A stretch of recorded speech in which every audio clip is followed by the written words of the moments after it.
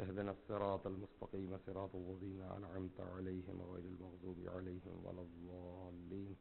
اللهم ابعث ثوابها إلى أرواح جميع المؤمنين والمؤمنات، لا سيما میر باقر علی موسوی و سید محمد جعفر نجفی و کاظم بیگم و ریاست علی بیگ و سید احمد حسین و سید انیسہ، سید النساء سید عبد السبحان، افسر النساء مرزا مہدی علی بیگ، عسکر علی بیگ و مرزا اصغر علی بیگ بحق الحسین و جدہ و ابی و امہ و اخی و ذریتہ و اوالی.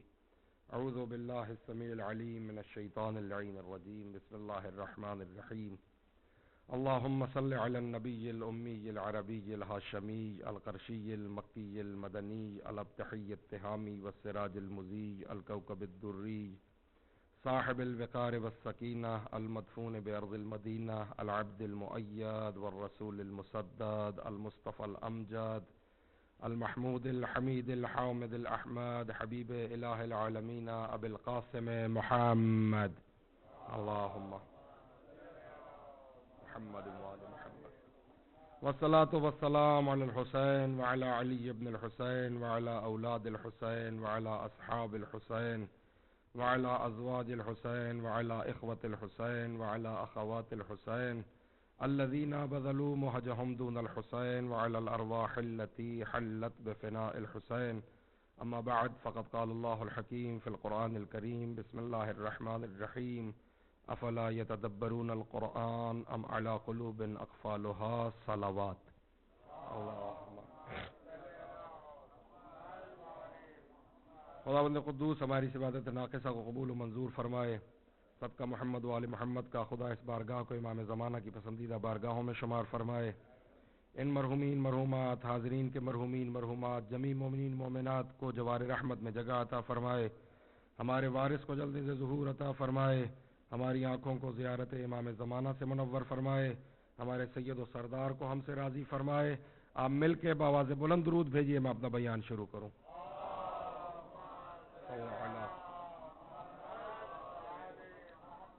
میرے محترم وزار، یہ تیسری گفتگو ہے کہ جو اس آیا کے ذیل میں آپ کی خدمت میں عرض کی جا رہی ہے. خداوند قدوس فرماتا ہے: افلا یتدبرون القرآن. کیا ہو گیا ہے لوگوں کو کہ وہ قرآن میں تدبر نہیں کرتے، وہ فکر نہیں کرتے، وہ قرآن کی گہرائی میں نہیں جاتے. ام علی قلوب اقفالها، یا تو یہ اپنی کوتاہی کی وجہ سے رجوع الی القرآن نہیں کرتے. دوسری وجہ ام علی قلوب اقفالها، دوسری وجہ یہ ہے کہ ان کے دلوں پہ مہریں لگ چکی ہیں. یعنی قرآن سے دوری کی دو وجوہات ہیں. ایک تو خود انسان مقصر ہے کہ وہ قرآن کی طرف رجوع نہیں کرتا، اور دوسرا ام علی قلوب اقفالها، لوگوں میں سے ایک قسم ایسی بھی ہے کہ جن کے دل اس قابل نہیں رہ گئے کہ قرآن سے ہدایت لے سکیں. یہ دو طبقے ہیں کہ ایک تو جو رجوع نہیں کرتے، جا سکتے ہیں، میسر ہے لیکن جاتے نہیں ہیں، رستہ معلوم ہے لیکن اس رستے پہ چلنے کو تیار نہیں ہیں. اور دوسرا گروہ وہ ہے کہ جن سے خدا نے توفیق سلب کر لی ہے کہ وہ قرآن کی طرف رجوع کریں. ہمارے پاس روایات موجود ہیں. 3 چیزیں قیامت کے دن لوگوں کے بارے میں خدا سے شکوہ کریں گی. ایک وہ مسجد شکوہ کرے گی کہ جہاں نماز پڑھنے والے نہیں آتے. یہاں تک روایات موجود ہیں کہ لا صلاۃ لجار المسجد الا فی المسجد. مجھے نہیں پتا تھا کہ جعفر جعفری صاحب نہ ہو تو آپ اس طرح مجلس سنتے. صلوات بھیجیے محمد و آل محمد. اللہم کہا کہ اس آدمی کی نماز کامل نہیں ہے. لجار المسجد، جو مسجد کا پڑوسی ہے، الا فی المسجد، مگر مسجد میں. یعنی اگر کوئی مسجد کے پڑوس میں رہتا ہے اور مسجد میں نماز پڑھنے نہیں آتا تو معصوم کی نظر میں وہ نماز کامل نہیں ہے. اور مسجد کا پڑوس یہ نہیں ہے کہ دیوار سے دیوار ملی ہوئی ہو، نہیں. جو مسجد تک پہنچ سکتا ہے ہر وہ آدمی مسجد کا پڑوسی ہے. وہ مسجد شکوہ کرے گی. کہ جہاں نماز پڑھنے والے نہیں آتے۔ علماء شکوہ کریں گے خدا کی بارگاہ میں، ہم تو قوم کے خادموں میں سے ہیں، جو عالم دین ہیں وہ خدا کی بارگاہ میں قیامت کے دن شکوہ کریں گے کہ لوگوں نے ہم سے رجوع نہیں کیا۔ ماشاءاللہ ہر کوئی عالم اور مجتہد بن گیا، نہ علماء کی ضرورت رہی نہ مراجع کی ضرورت رہی۔ رویا یہ جاتا ہے کہ جی 60 سال لگتے ہیں۔ میں پچھلے سال ایران میں تھا اور قم میں نے یہ بات آغا وحید خراسانی کے بیٹے کو عرض کی۔ میں نے کہا جی آپ روتے ہیں کہ 60 سال لگتے ہیں، تب کہیں جا کے مرجعیت کے مقام پہ کوئی شخص پہنچتا ہے۔ آپ ٹورانٹو تشریف لے آئیے، میں ایک دن میں 100 مرجع ملا دوں گا۔ جو آپ کا کام نہیں ہے اس کو کرنا شریعت کی نگاہ میں ظلم کہلاتا ہے۔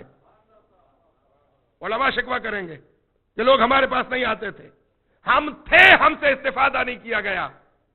اور تیسرا قرآن شکوہ کرے گا۔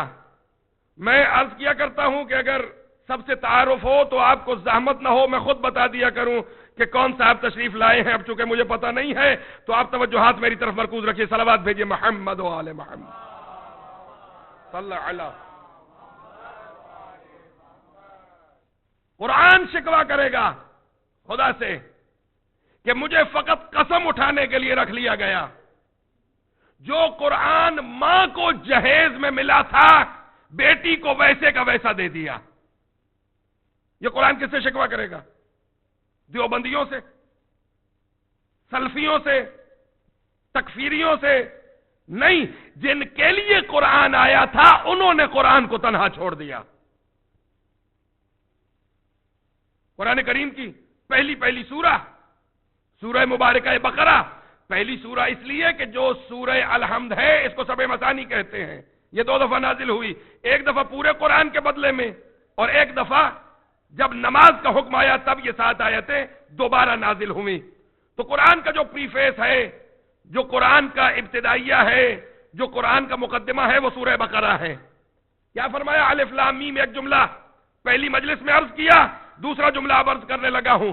الف لام میم ذالک الکتاب لا ریب فیہ، یہ وہ کتاب ہے کہ جس میں کوئی عیب نہیں، کوئی ریب نہیں۔ بائے بسم اللہ سے لے کے سین والناس تک ایک ایک حرف، ایک ایک نقطہ بے عیب ہے۔ ہم دنیا جہان کی چرت پرت پڑھیں گے، جو کتاب اول سے آخر تک درست ہے اس کو نہیں پڑھیں گے۔ میں ذاتی تجربے عرض کر رہا ہوں۔ اسی ٹورانٹو میں سب وے ٹرینز پہ دیکھا کہ مومن جوان ہاتھ میں انگلش کا ناول ہے، قرآن کریم کی آیت کیوں نہیں پڑھتے؟ تدبر فی القرآن کیوں نہیں کرتے؟ جو قرآن اول سے آخر تک بے عیب اور لا ریب ہے اس کتاب کی طرف لو کیوں نہیں لگاتے؟ ذالک الکتاب لا ریب فیہ، خصوصاً جوانوں کی خدمت میں عرض کر رہا ہوں، قرآن کے ساتھ انس پیدا کیجئے۔ یہ قرآن ہے کہ جو فضائل علی علیہ السلام بتاتا ہے۔ صلوات بھیجیے محمد و آل محمد صلی اللہ علیہ۔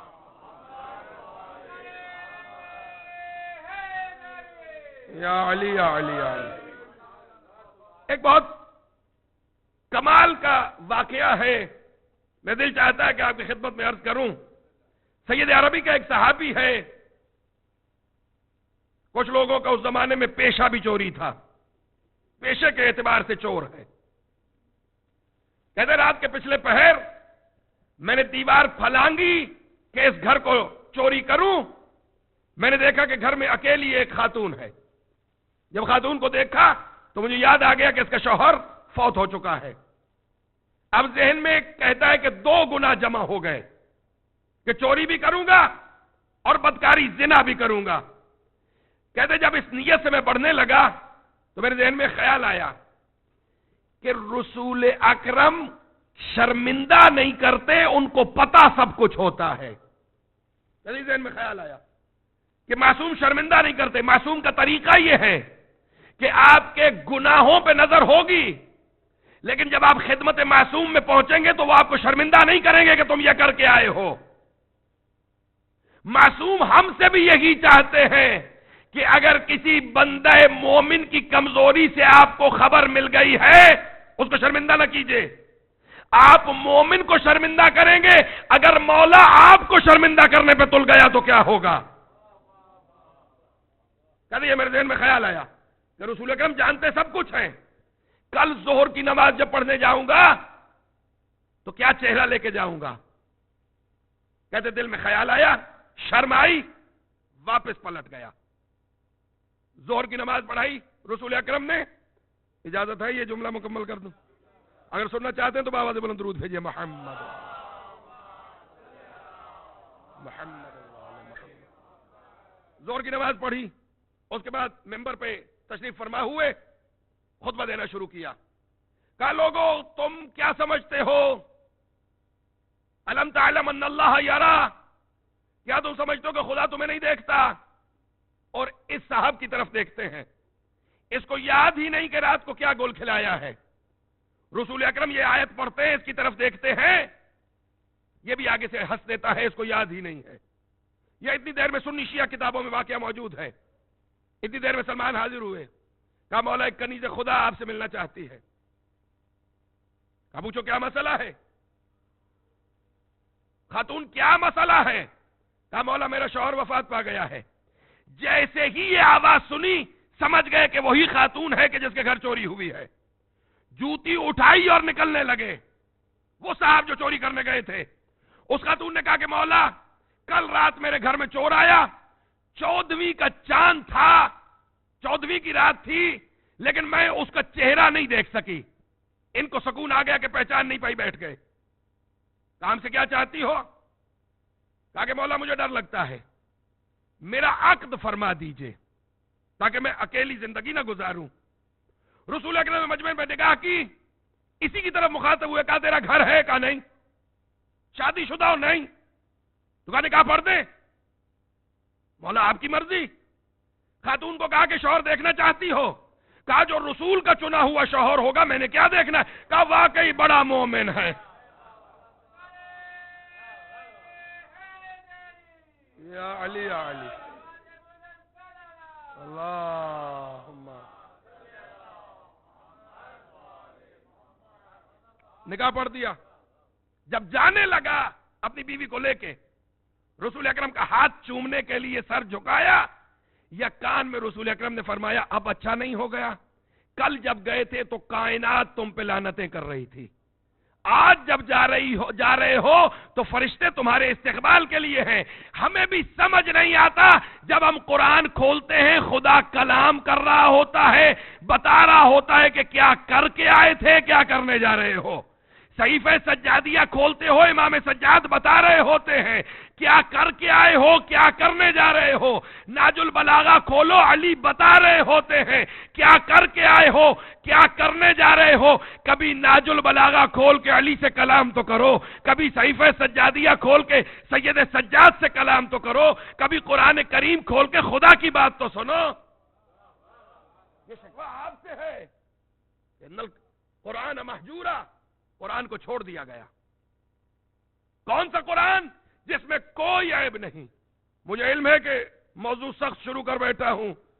آپ بہرحال قرآن ناطق سننے کے عادی ہیں. قرآن ناطق کے سارے فضائل قرآن صامت میں بند ہیں.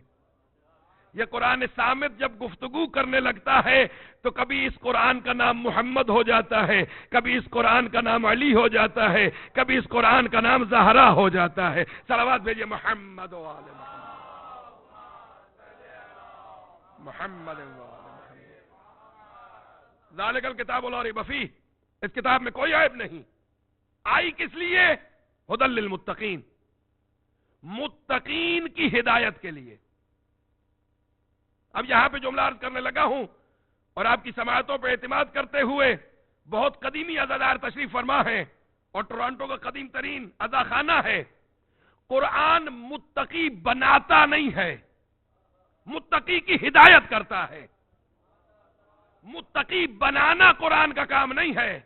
متقی بننا انسان کا کام ہے، جب متقی بن جائے تو اب قرآن اس کی زبان بن جاتی ہے جس سے یہ بولتا ہے، اس کی آنکھ بن جاتی ہے جس سے یہ دیکھتا ہے، اس کی سماعت قرآنی ہو جاتی ہے، اس کی گفتار قرآنی ہو جاتی ہے، اس کی رفتار قرآنی ہو جاتی ہے۔ ہدی للمتقین۔ اچھا، یعنی متقین کی ہدایت کرتا ہے۔ اس کا برعکس کیا ہے؟ غیر متقی کو گمراہ کر دیتا ہے۔ متقی کی ہدایت کرتا ہے، غیر متقی کو یقین مانیے حقیقت اسی طرح ہے۔ میں آپ کو جب نتیجہ عرض کروں گا تو آپ میرے ہمنوا ہو جائیں گے۔ متقی کی ہدایت کرے گا، غیر متقی کو گمراہ کر دیتا ہے۔ اگر ایک جملے میں سمجھنا چاہیں تو یہ قرآن متقی کے ہاتھ میں آئے تو کربلا بپا ہوتی ہے، غیر متقی کے ہاتھ میں آئے تو خودکش بمبار بنتے ہیں۔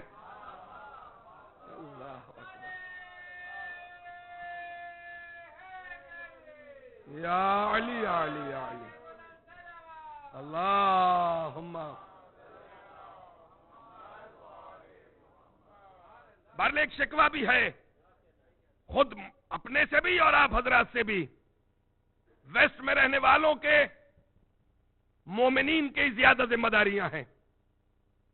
میں مثال دے کے عرض کر دیتا ہوں، پاکستان میں 95% سے زیادہ مسلمان ہیں، تقریباً 15 سے 20% مومنین ہیں۔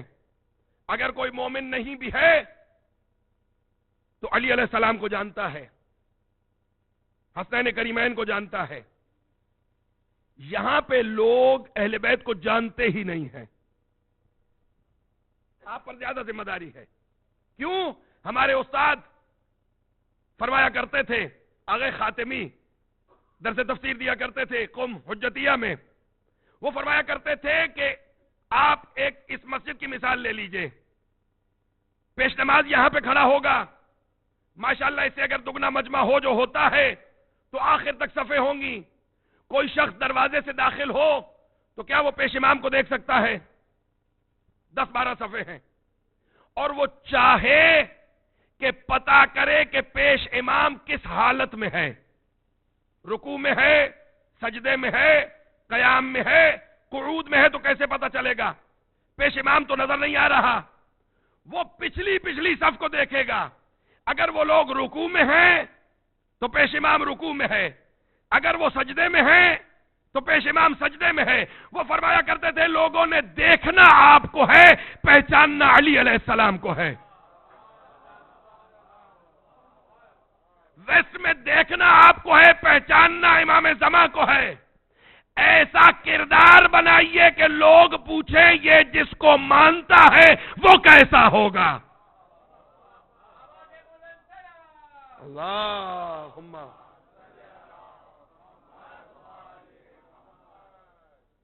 ایسا کردار بنائیے۔ آپ سکول کالج یونیورسٹی میں ہیں، آپ کے کلاس میٹ پوچھیں کہ یہ جو اتنا بریلینٹ اور اتنا شریف سٹوڈنٹ ہے یہ مانتا کس کو ہے؟ فرمایا کونوا لنا زینا ولا تکونوا لنا شینا، ہمارے لیے باعث عزت بننا، باعث شرمندگی نہ بننا۔ کیوں تنزلی کی طرف قوم جا رہی ہے؟ 10 سال پہلے تک اتحاد بین المسلمین کی صدائیں آتی تھیں، آج اتحاد بین المومنین کے لیے ہم مرے جا رہے ہیں۔ حضور یہ طریقہ نہیں ہے۔ حسین جوڑنے کے لیے آئے ہیں، توڑنے کے لیے نہیں آئے۔ یاد رکھیے، قاعدہ کلی آپ کی خدمت میں پیش کر دوں، اور آپ حضرات کا ایکسپیرینس مجھ سے زیادہ ہے۔ تعلق بنانے میں سال لگتے ہیں، توڑنے میں 1 لمحہ لگتا ہے۔ اسی طرح منبر سے لوگوں کو جوڑنے میں اشرے لگتے ہیں، توڑنے کے لیے 2 منٹ کی بکواس کافی ہوتی ہے۔ یاد رکھیے، حقیقی ذاکر وہ ہے کہ جو عزاداروں کو جوڑ کے جائے، جو توڑ کے جائے وہ حسین کا ذاکر نہیں ہے۔ صلوات بھیجئے محمد و آل محمد پر۔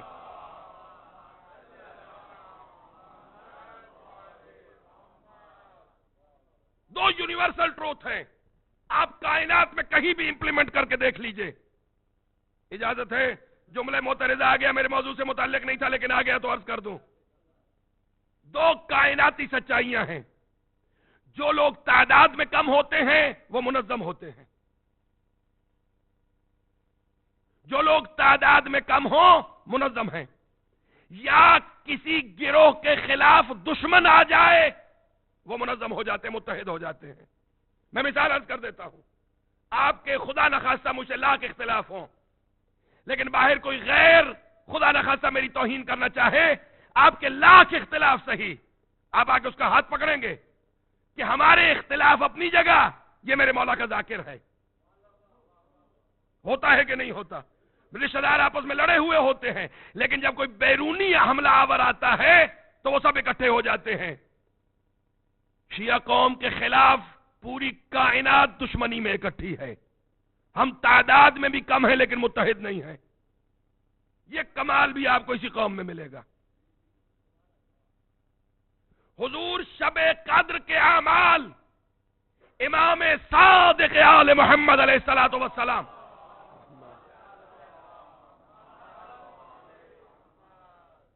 مولا امامت فرما رہے ہیں، مولا کی سربراہی میں شب قدر کے اعمال اصحاب بجا لا رہے ہیں.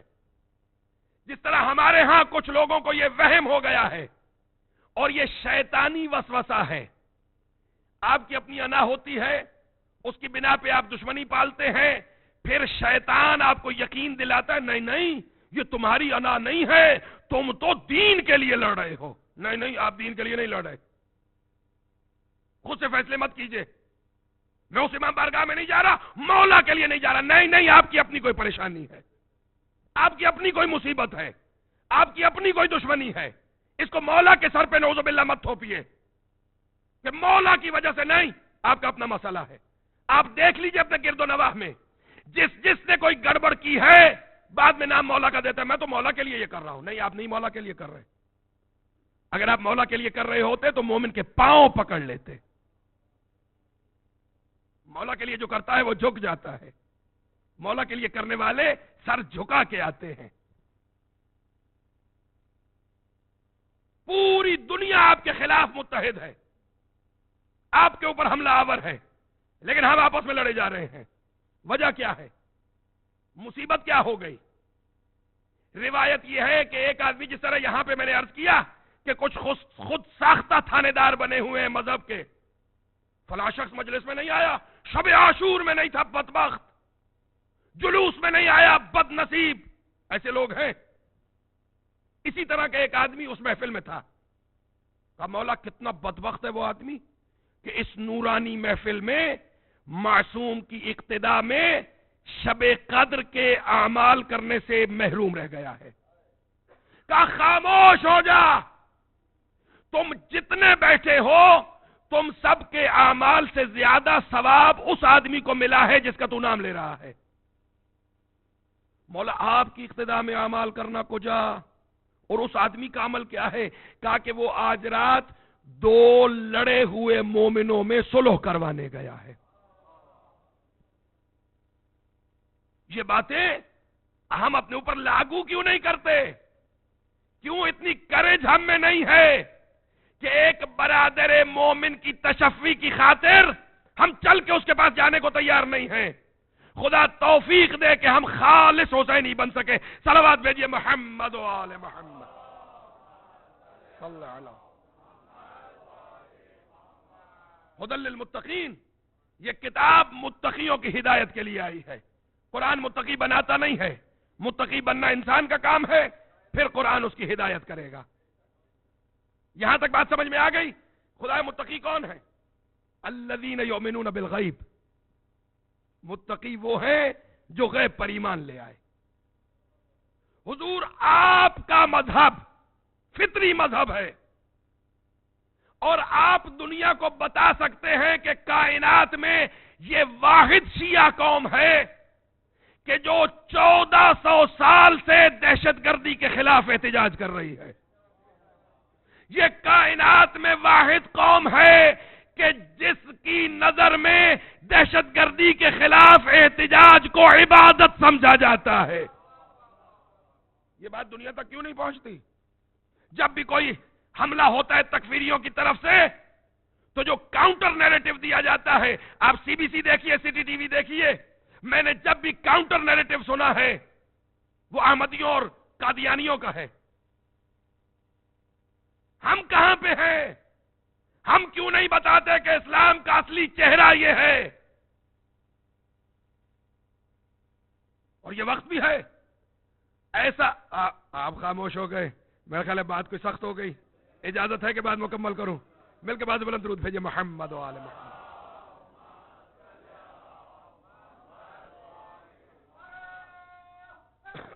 یا علی یا علی، خدا نے ہمیں موقع بھی فراہم کر دیا ہے۔ ہم پہ بہت مصیبتیں قتل کرتے تھے کہ یہ آپ لعنت کرتے ہیں، یہ کرتے ہیں، وہ کرتے ہیں۔ خدا نے کیسا اتفاق، یہ اتفاق نہیں، اٹس ناٹ کوئنسیڈنس، خدا نے کیسے طریقے سے یہ بات سمجھائی ہے۔ اس وقت دو جھوٹے خلیفے ہیں دنیا میں، ایک عراق میں، اس ملعون کا نام ابو بکر ہے، ابو بکر بغدادی۔ آپ گھبراتے کیوں ہیں؟ صرف آپ نہیں، یہ ایسا ابو بکر ہے کہ پوری کائنات اس پہ لعنتیں ڈال رہی ہے، چاہے شیعہ، چاہے سنی، چاہے یہودی، کیا عیسائی، ایتھیس تک اس پہ لعنتیں ڈال رہے ہیں۔ ابو بکر بغدادی، آئیسس والا، داعش والا۔ ایک اور ان کا خلیفہ تھا ملعون، وہ مارا گیا ہے، عمر، ملا عمر افغانستان والا، وہ بھی امیر المومنین تھا ان کا۔ ایک یہ امیر المومنین ابو بکر بغدادی، اس پہ بھی پوری کائنات لعنتیں کر رہی ہے۔ ایک وہ عمر افغانستان والا، ملا عمر، اس پہ بھی کائنات لعنتیں کر رہی ہے۔ یعنی دو خلیفے ان ملعونوں نے لوگوں کے سامنے پیش کیے، ایک ابو بکر بغدادی، ایک ملا عمر۔ اللہ کا انتظام دیکھیے کہ ان دونوں ملعونوں کے مقابلے پہ جن دو شخصیتوں کا نام لیا جاتا ہے، دونوں کا نام علی ہے۔ ایک کو علی سیستانی کہتے ہیں، دوسرے کو علی خامنہئی کہتے ہیں۔ یہ ہے مرجعیت، یہ ہے اجتہاد۔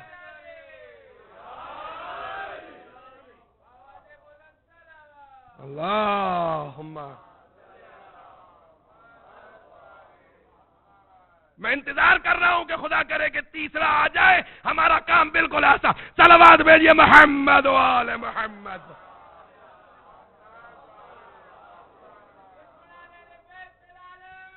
بے شمار توجہ ہے نا میرے محترم حضار۔ ہدی للمتقین، متقین کی ہدایت کے لیے۔ کون متقین؟ الذین یؤمنون بالغیب۔ متقی کی پہلی صفت یہ ہے کہ وہ غیب پر ایمان لاتا ہے، غیب توحید کا ہو یا وہ 14واں غائب ہو۔ آپ کی خاموشی کی قسم میں نے مجلس پڑھ دی ہے۔ الذین یؤمنون بالغیب، کبھی خود پہ بھی غور کیا کریں۔ دل میرا چاہ رہا ہے کہ ایک جملہ فضائل شیعہ میں بھی عرض کر دوں۔ خدا کی بڑی پیاری قوم تھی جو آج کل اپنے آپ کو یہودی کہتے ہیں۔ جس زمانے میں یہ تھے، جنت سے کھانے آ رہے ہیں، کیا کچھ ہو رہا ہے، دریا میں رستے بن رہے ہیں۔ کہا جاتا ہے یہاں پہ خصوصاً ٹورانٹو میں جب ہم آئے تھے 2011 میں، تو اس وقت بڑا شور تھا کہ امام زمانہ کب آ رہے ہیں، کچھ نے ڈیٹس تک بتا دی تھی شاید۔ تو میں اجازت ہے کہ میں بھی بتا دوں کہ مولا کب آ رہے ہیں؟ ہے اجازت؟ اور پکا کلیہ ہے، جناب موسیٰ کے ساتھ امام زمان کی بہت ساری مشابہتیں ہیں۔ وہیں سے آپ کو قانون مل سکتا ہے کہ مولا کب تشریف لائیں گے۔ جناب موسیٰ اور فرعون کا مقابلہ ہوا، جناب موسیٰ کو حکم ہوا کہ تشریف لے جائیے، چھڑی ماریں گے، دریا رستہ دے دے گا۔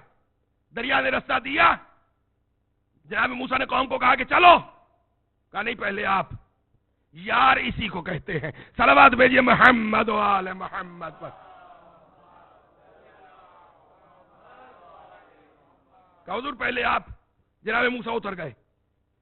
اچھا میں کہتا ہوں خدایا تیرا نبی بچ گیا، اب پانی کو ملا دے۔ کہا نہیں، جب تک آخری موسوی فرعون کے چنگل سے نکل کے یہاں تک نہیں آ جاتا پانی کو نہیں ملاؤں گا۔ جب موسیٰ سب سے آگے چلے تو ادھر بھی تو موسیٰ اترے ہوں گے سب سے پہلے۔ خدایا آپ ملا دے۔ کہا جب تک آخری موسوی باہر نہیں آ جاتا پانی کو نہیں ملاؤں گا۔ فرعون پیچھے چلا، خدایا فرعون ہاتھ میں آ گیا ہے، ملا دے پانی کو۔ کہا تھا جب تک آخری فرعون ہی نہیں آ جاتا، ابھی سقیفے کی اولادیں باقی ہیں، جب تک آخری سقیفے کا ناجائز حرامی نہیں آ جاتا اس وقت تک ظہور نہیں۔ صلوات بھیجئے محمد و آل محمد۔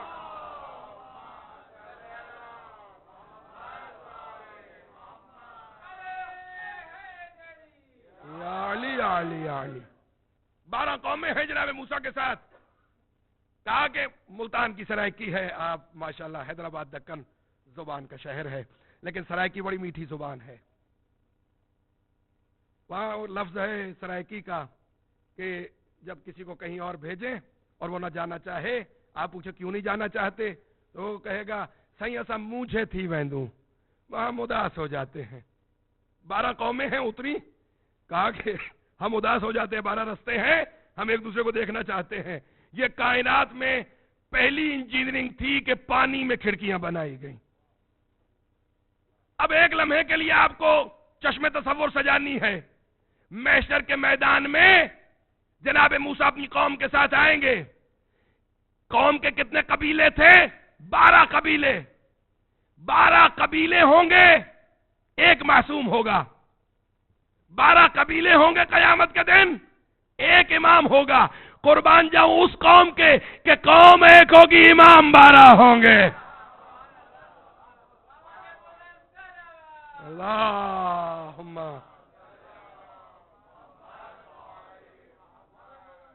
موسیٰ خدا کو بہت پیارے نبی ہیں، طور پہ گئے، 30 دن کے لیے گئے، اللہ نے 10 دن ایکسٹینشن دے دی، کہا کہ 10 دن اور ٹھہر جاؤ۔ ہمارے یہاں تو مہمان آنے لگے تو ہم فون کر کے کہہ دیتے ہیں کہ ہم تو مونٹریال چلے گئے ہیں۔ مہمان اکرم الضیف ولو کان کافرا، مہمان کی عزت کرو بھلے کافر کیوں نہ ہو۔ انبیاء کا شیوا رہا ہے، بہت سے انبیاء ایسے تاریخ میں ملتے ہیں کہ جنہوں نے کوئی بھی کھانا بغیر مہمان کے نہیں کھایا۔ اکرم الضیف، اچھا 10 دن اور ٹھہرا لیا، پیچھے کیا ہوا؟ سامری نے بچڑا بنا دیا، قوم ساری بچڑے کو پوجنے لگ گئی۔ اب اگر آپ آمادہ ہیں تو میرے پاس تمہید کا وقت نہیں ہوتا، میں نے 40-42 منٹ مجلس پڑھنی ہوتی ہے، اس سے زیادہ میں آپ کو زحمت دینا نہیں چاہتا، اس لیے تمہید کا وقت نہیں ہے کہ جناب موسیٰ کی قوم جن کو آپ یہودی کہتے ہیں، پاکستان میں 2-4 ملعون ہیں کہ ان کا نام لو تو پولیس آ جاتی ہے، یہاں پہ قوم صلوات بھیجئے محمد و آل محمد۔ یعنی قوم موسیٰ اور شیعہ حیدر کرار میں فرق کیا ہے؟ قوم موسیٰ وہ ہے جو 10 دن کی حجت کی غیبت برداشت نہ کر سکے اور جو 13 صدیوں سے سراپا انتظار میں ہو، اسے شیعہ حیدر کرار کہتے ہیں۔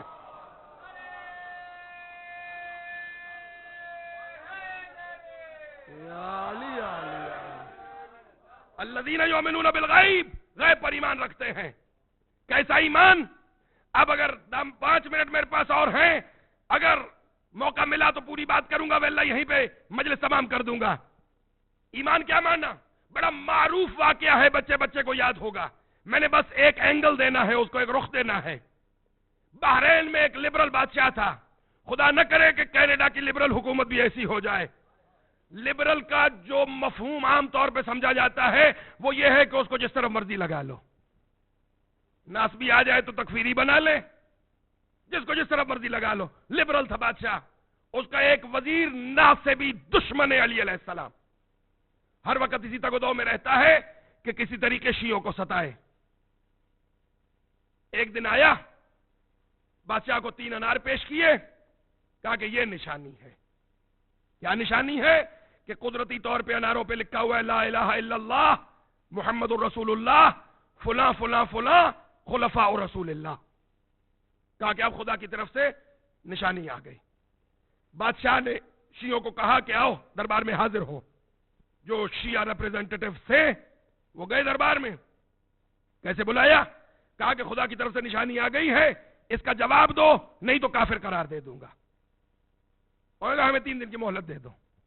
ہم جواب لے آئیں گے، ہم کوئی بے وارث تھوڑی ہیں۔ واپس آئے، میٹنگ کی، 3 متقی ترین افراد چنے، طے یہ ہوا کہ ہر آدمی ہر شب میں صحرا میں جائے گا، مہدی فاطمہ کو پکارے گا، جواب لے آئے گا۔ پہلی رات پہلا آدمی گیا، مولا سے ملاقات نہیں ہوئی۔ دوسری رات دوسرا گیا، ملاقات نہیں ہوئی۔ یہ جو تیسری رات جا رہے ہیں ان کا نام ہے محمد ابن عیسیٰ بحرینی۔ گئے، مصلی عبادت بچھایا، 2 رکعت نماز استغاثہ پڑھی۔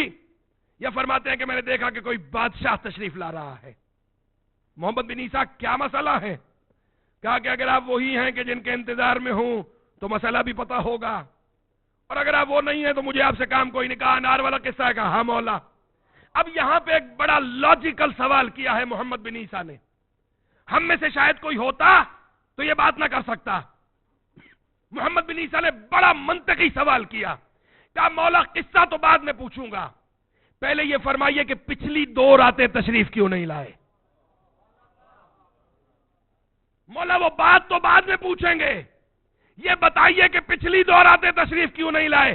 کہا محمد بن عیسیٰ قصور تمہارا ہے، تم نے 3 راتوں کی مہلت کیوں مانگی؟ اگر پورے یقین کے ساتھ وہی یا صاحب الزمان کہتے ہم وہی پہ آ جاتے۔ اللہ،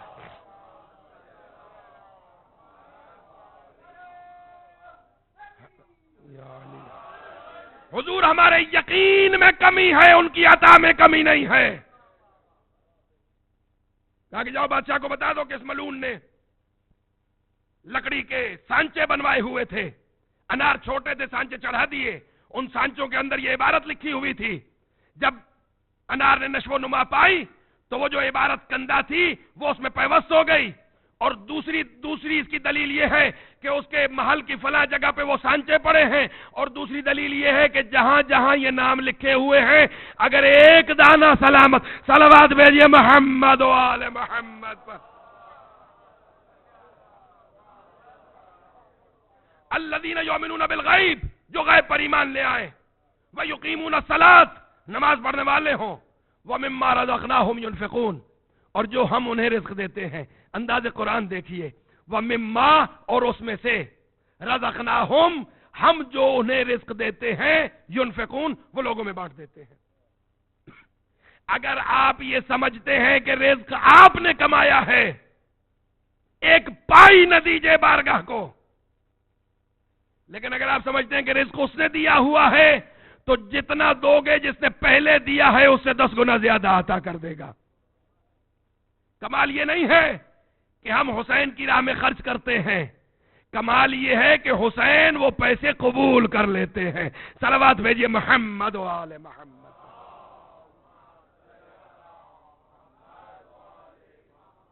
35 منٹ ہو گئے۔ وَمِمَّا رَزَقْنَاهُمْ يُنْفِقُونَ، متقی کی تیسری صفت کیا ہے؟ کہ جو ہم انہیں رزق دیتے ہیں وہ لوگوں میں بانٹ دیتے ہیں۔ اس دنیا میں متقی رزق کیسے کماتا ہے؟ خدا نے اسباب بنائے ہیں رزق کے، کسی کا سبب رزق تجارت ہے، کسی کا سبب رزق ملازمت ہے، کسی کا سبب رزق کھیتی باڑی ہے۔ اسباب سے کمایا ہوا رزق متقی کی نشانی یہ ہے کہ وہ لوگوں میں بانٹ دیتا ہے۔ یہاں تک بات سمجھ میں آ گئی کہ متقی کی نشانی یہ ہے کہ اس دنیا میں اسباب کے ذریعے کمایا ہوا رزق وہ لوگوں میں بانٹتا ہے۔ جب یہی متقی درجہ شہادت پہ فائز ہو جائے تو خدا کیا فرماتا ہے؟ لا تحسبن الذین قتلوا فی سبیل اللہ امواتا، جو اللہ کی راہ میں جان دے دیں انہیں مردہ مت گمان کرنا، بل احیاء، بلکہ وہ زندہ ہیں۔ زندگی کی دلیل کیا ہے؟ عند ربہم یرزقون، اپنے رب کے ہاں سے رزق پاتے ہیں۔ یعنی متقی کی تیسری صفت کیا تھی؟ کہ اس دنیا میں اسباب کے ذریعے کمایا ہوا رزق لوگوں میں بانٹتا ہے۔ جب یہ متقی شہید ہو گیا تو اب اسباب ختم ہو گئے، متقی لے رہا ہے، خدا دے رہا ہے۔ دنیا میں اسباب کے ذریعے کماتا تھا، بعد شہادت بلا سبب خدا دے رہا ہے۔ تو جو متقی اس دنیا میں اسباب کے ذریعے کمایا ہوا رزق لوگوں میں بانٹتا تھا، جب مرتبہ شہادت پہ فائز ہو جائے تو بدرجہ عتم بانٹ سکتا ہے۔ جب عام شہید شہادت کے بعد لوگوں میں انفاق کر سکتا ہے تو جو سید الشہداء ہے وہ بے اولاد کو 7 اولادیں دے دے، وہ کم عمر کو طویل عمر دے دے، وہ کم رزق کو زیادہ رزق دے دے، وہ کچھ بھی دے دے، کوئی بڑی بات نہیں ہے۔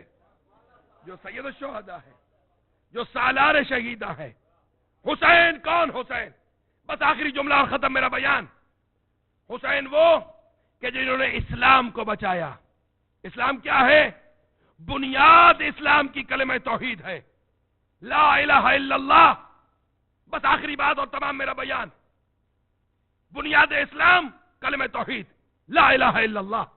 اس کے 2 حصے ہیں اس کلمہ کے، ایک لا الہ پھر الا اللہ۔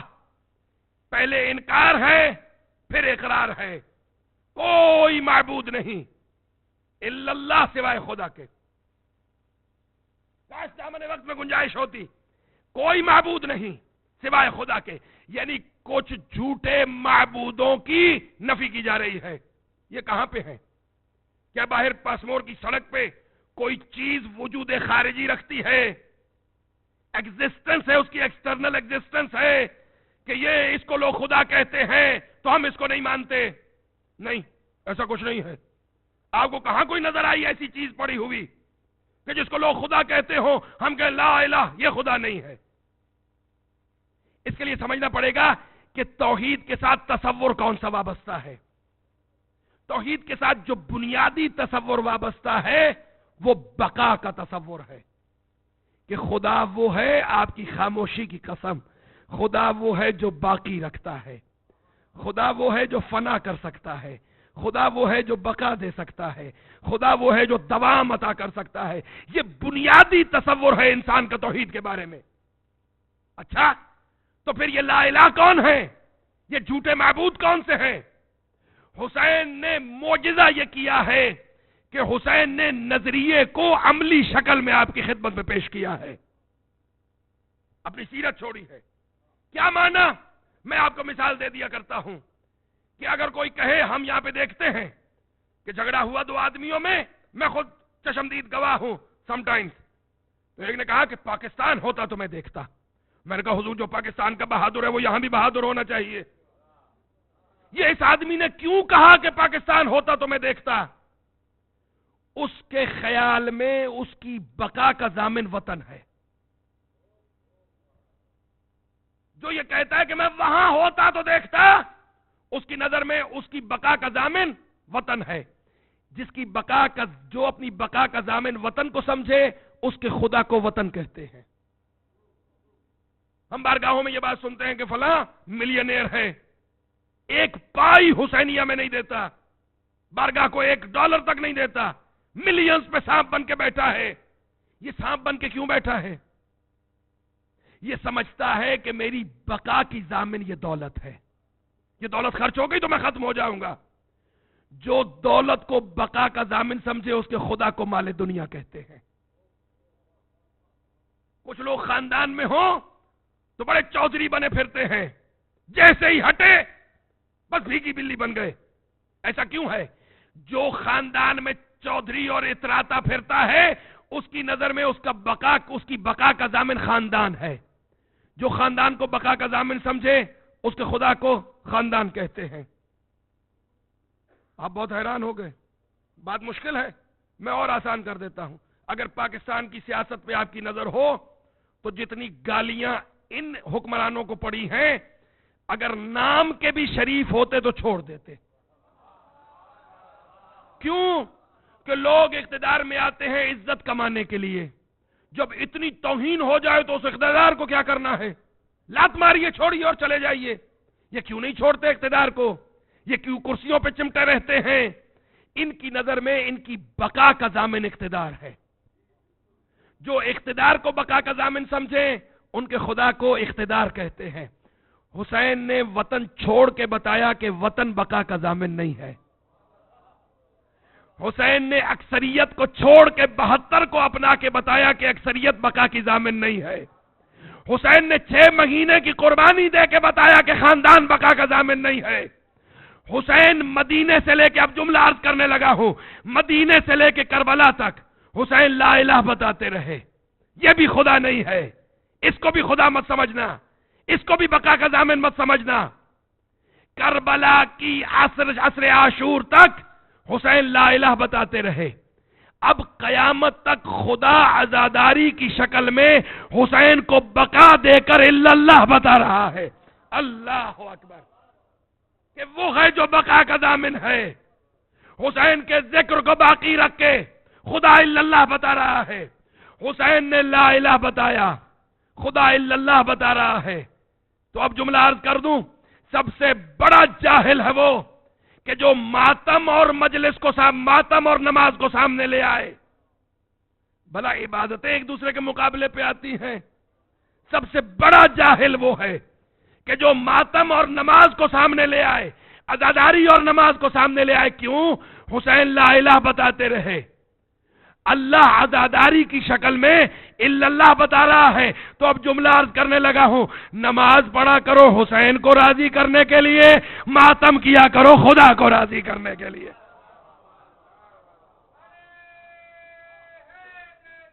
یا علی یا علی یا علی اللہم. کیونکہ نماز کی بقا حسین کے صدقے کو کہتے ہیں، عزاداری کی بقا خدا کا کام ہے. جب تک کائنات باقی ہے تب تک عزاداری بھی باقی ہے، عزادار بھی باقی ہے. صلوات بھیجئے محمد و آل محمد. اللہم صلی علی. وہ عزاداری کیسے ختم ہو سکتی ہے؟ کہ پہلی عزادار کا نام زہرا ہو.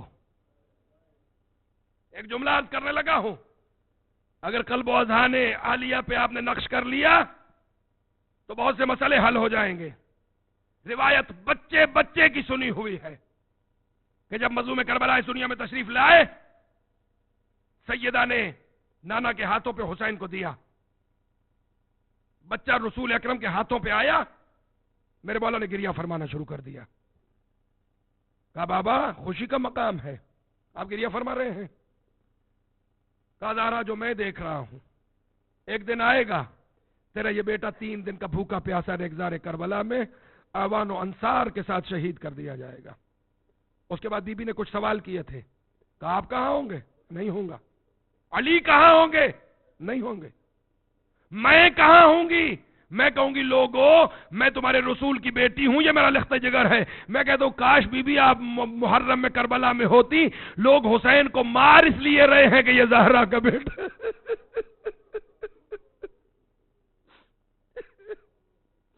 حسن کہاں ہوں گے؟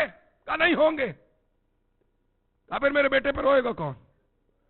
کہا ہاں زہرا خدا ایک قوم کو خلق کرے گا. سیدہ کے سوال یہ بتا رہے ہیں کہ حسین پہ رونے کا حق کس کو ہے؟ یا رسول اکرم کو ہے یا امیر کائنات کو ہے؟ جناب سیدہ کے سوال سے یہ پتا چلتا ہے. آپ کہاں ہوں گے؟ یعنی حسین پہ رونے کا حق رسول اکرم کو ہے. علی کہاں ہوں گے؟ یعنی حسین پہ رونے کا حق علی کو ہے. میں کہاں ہوں گی؟ حسین پہ رونے کا حق زہرا پہ ہے، زہرا کو ہے. حضور آپ کا یہ حق نہیں تھا عزاداری کرنا، زہرا کی نظر آپ پہ پڑ گئی ہے. ہم اس قابل نہ تھے کہ حسین کو رو سکیں، سیدہ کی نظر کرم ہم پہ پڑ گئی ہے. یاد رکھا کیجئے کہ یہ عزاداری حق کے پنجتن پاک تھا. ان کے صدقے میں ہم نائب حسن بن کے روتے ہیں، نائب حسین بن کے. بس عزاداروں ختم میرا بیان. رحلت رسول اکرم کے بعد بلال محمدی مدینے میں آئے. علی علیہ السلام نے فرمایا کہ بلال آج اذان تم دینا. کہا مولا جب سے رسول اکرم اس دنیا میں نہیں رہے میں نے اذان دینا چھوڑ دی ہے. کہا میں نہیں زہرا کہہ رہی ہیں. میں اسی طرح مصائب پڑھنے کا عادی ہوں. اجرکم علی اللہ. کہا سیدہ کہہ رہی ہیں. بی بی فرما رہی ہیں کہ مجھے اپنے بابا کی یاد ستا رہی ہے. بلال اذان دیا کرتے تھے، میرے بابا گھر کے سین میں نماز کی تیاری شروع کر دیتے تھے. بلال کو کہو کہ اذان دے. سیدہ کا حکم ہے؟ کہا ہاں. کہا تو بلال اذان دے گا. زور کی اذان. بلال منارے اذان پہ گئے. کہا اللہ اکبر، اشہد ان لا الہ الا اللہ، اشہد ان محمد رسول اللہ پہ پہنچے تو دیکھنے والوں نے دیکھا کہ پائے مبارک حیدر کرار میں نالین نہیں ہے، تیز قدموں سے مسجد النبی کی طرف چل رہے ہیں۔ بلال اذان روک دے، اذان روک دے، مولا خود تو حکم دیا تھا، کہا زہرا غش کر گئی ہے۔ میں کہتا ہوں بی بی بابا کا نام منارے اذان پہ نہ سنا گیا، قربان جاؤں 4 سال کی فاطمہ پہ کہ جو بابا کے چہرے کو نو کے نیزہ اجرکم اللہ، خدا تمہارے آنسوؤں کو قبول فرمائے۔ مجھے شدت سے احساس ہے 24 سفر ہو گئی، آپ کو تقریباً 54 دن ہو گئے عزاداری میں، لوگ تھک جاتے ہیں۔ قربان جاؤں زہرا کی بیٹیوں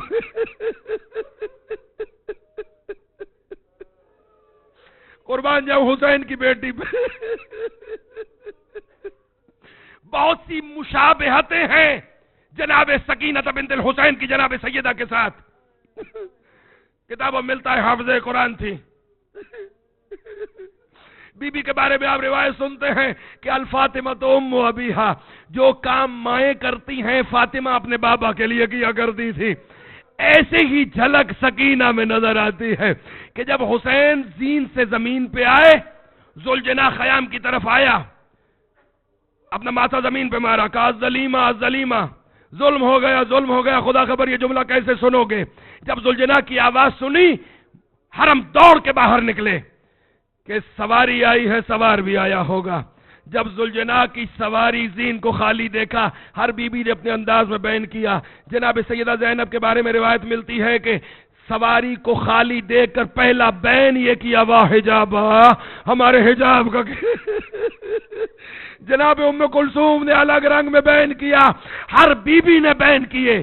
4 سال کی بچی ہے، نہیں پوچھا کہ بابا کو کہاں چھوڑ کے آیا ہے، نہیں پوچھا کہ کہاں ہے میرے بابا، اپنی باہیں ذوالجناح کی گردن میں ڈالی، ایک ہی بات پوچھی، کہا حل سقیا ابی ام قتل عطشانا، ذوالجناح مجھے بس یہ بتا دے میرے بابا نے پانی پیا یا پیاسے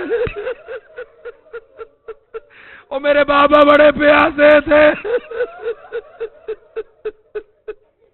اجرکم اللہ، خدا تمہارے آنسوؤں کو قبول کرے۔ بس 2 لمحوں کو میرے ساتھ چلو، حسین کی فاطمہ کو پرسہ دے لے۔ عزاداروں، پھر راوی لکھتا ہے کہ حسین جب چلے، یہ آخری وداع بڑی سخت وداع تھی حسین کی۔ آیت اللہ نجفی مراشی، جناب معصوم قم کے حرم کے سامنے ان کی قبر ہے، انہوں نے اپنی وصیتیں کی ہیں اپنے بیٹے محمود کو، کہا کہ میری پہلی وصیت یہ ہے کہ مجلس امام حسین میں جس رومال سے میں اپنے آنسو پہنچا کرتا ہوں وہ رومال میرے ساتھ دفن کرنا۔ اور بھی وصیتیں کی، ایک وصیت یہ کی کہ جب مجھے دفن کرنے لگو تو میری میت کو رکھ دینا، ذاکر کو کہنا کہ وداع حسین پر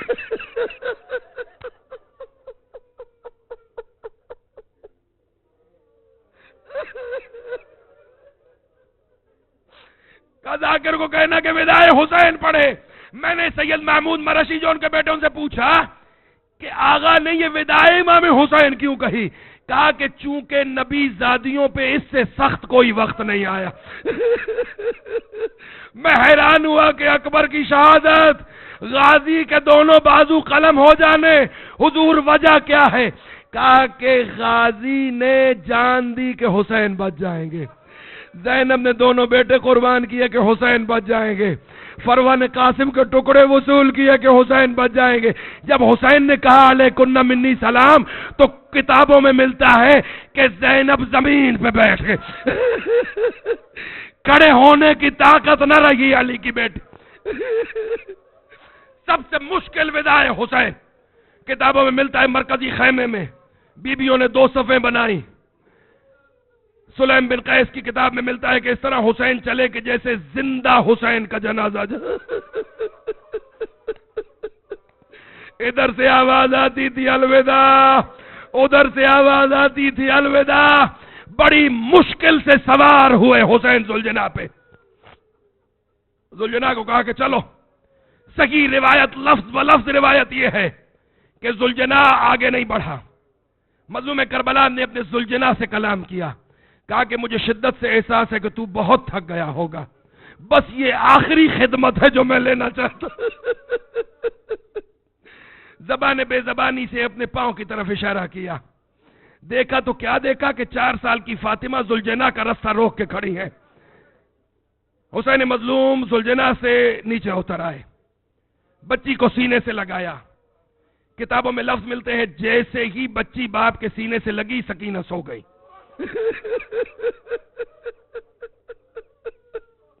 ذہن میں سوال آتا ہے کہ عصر عاشور کو اتنی مصیبتیں دیکھنے کے بعد، عباس جیسے چچا کو شہید ہوتے ہوئے دیکھنے کے بعد سکینہ سو کیسے سکتی ہے؟ شہید مرتضی مطہری نے جملہ لکھا، کہا کہ وجہ یہ تھی کہ 9 محرم کی صبح سے عصر عاشور تک بچی سو نہیں سکی تھی. کیونکہ بچی بابا کے سینے پہ سونے کی عادی تھی.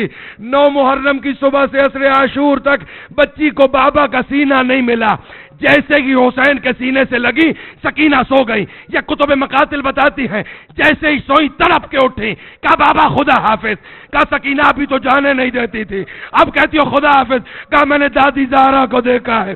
فاطمہ کہتی میرے بیٹے کو آنے دو، اور میرا حسین تک گیا ہے، اور میرا حسین پیاسا ہے، اور سکینہ میرا حسین زخمی.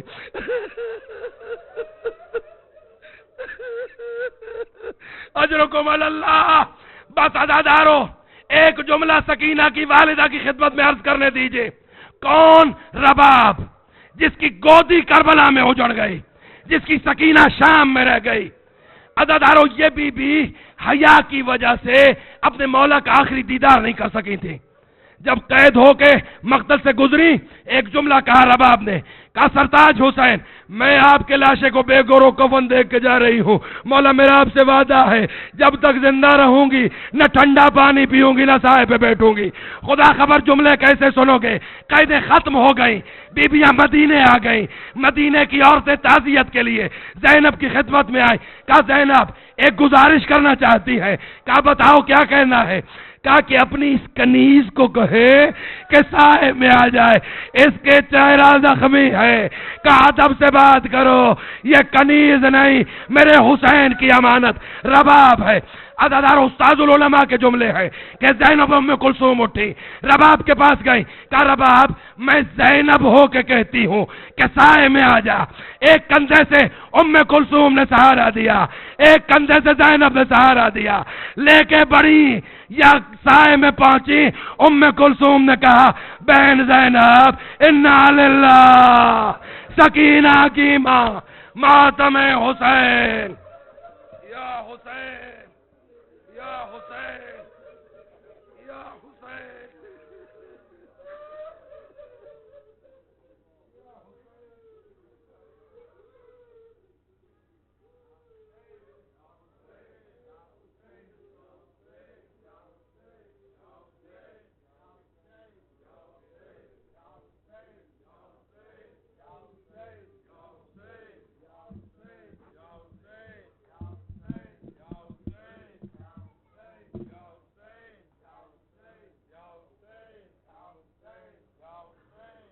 حسین یا حسین. عابد اٹھا رہے ہیں اپنی بہن کا لاشا، عابد اٹھا رہے ہیں اپنی بہن کا لاشا، عابد اٹھا رہے ہیں اپنی بہن کا لاشا، عابد اٹھا رہے ہیں اپنی بہن کا لاشا. گودی ہے جس کی سونی، اجڑا سہاگ جس کا، گودی ہے جس کی سونی، اجڑا سہاگ جس کا، کربل میں سو رہا ہو جس ماں کا جھولے والا، اس ماں کے دل کو کیسے دے گا کوئی دلاسا. عابد اٹھا رہے ہیں اپنی بہن کا لاشا، عابد اٹھا رہے ہیں اپنی بہن کا لاشا.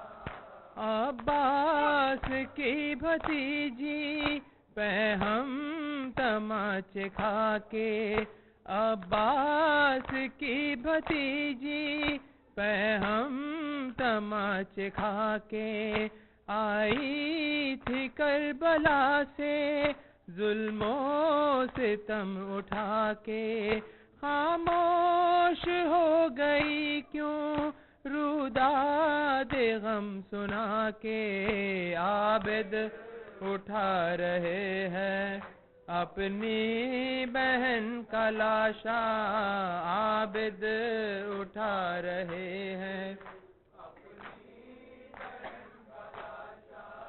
بابا کو یاد کر کے، رونے بھی وہ نہ پائی، بابا کو یاد کر کے رونے بھی وہ نہ پائی، سینہ کہاں سے ملتا سونے بھی وہ نہ پائی، زخموں کو آنسوؤں کو دھونے بھی وہ نہ پائی، عابد اٹھا رہے ہیں اپنی بہن کا لاشا، عابد اٹھا رہے ہیں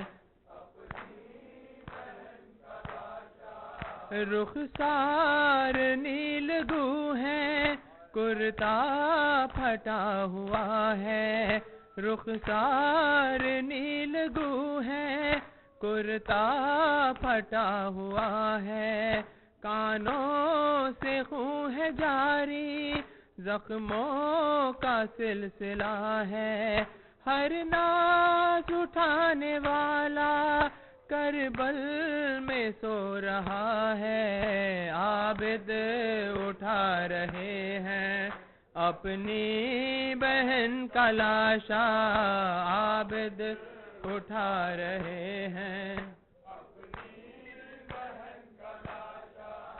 غسل و کفن ہو کیسے ہر سمت بے بسی ہے، غسل و کفن ہو کیسے ہر سمت بے بسی ہے، ننھی سی لاش پر کیا حسرت برس رہی ہے، ہوتی ہے دفن بیٹی ماں دیکھتی کھڑی ہے، عابد اٹھا رہے ہیں اپنی بہن کا لاشا، عابد اٹھا رہے ہیں بیمار کربلا پر ٹوٹی نئی مصیبت، بیمار کربلا پر ٹوٹی نئی مصیبت، ہوتی ہے اب سکینہ اہل حرم سے رخصت، زندہ میں بن رہی ہے ننھی سی ایک تربت، عابد اٹھا رہے ہیں اپنی بہن کا لاشا، عابد اٹھا رہے ہیں اپنی بہن کا لاشا، شبیر کی تربت یہ زینب کا بیان تھا،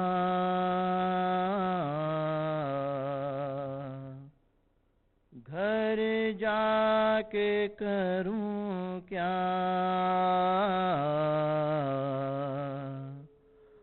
گھر جا کے کروں کیا، یاد آتے ہیں بچھڑے ہوئے، پھٹتا ہے کلیجہ، گھر جا کے کروں کیا، گھر جا کے کروں کیا، گھر جا کے کروں کیا، گھر جا کے کروں خیموں میں لگی آگ قیامت کا سما تھا، ہر سمت دھواں تھا، ہر سمت دھواں تھا، اسباب جو تھا لوٹ کے سب لے گئے آدھا، گھر جا کے کروں کیا، گھر جا کے کروں ہمراہ میرے آئے ہیں یا سید سجاد، ہم ہو گئے برباد، ہم ہو گئے برباد، اب شام کے زندان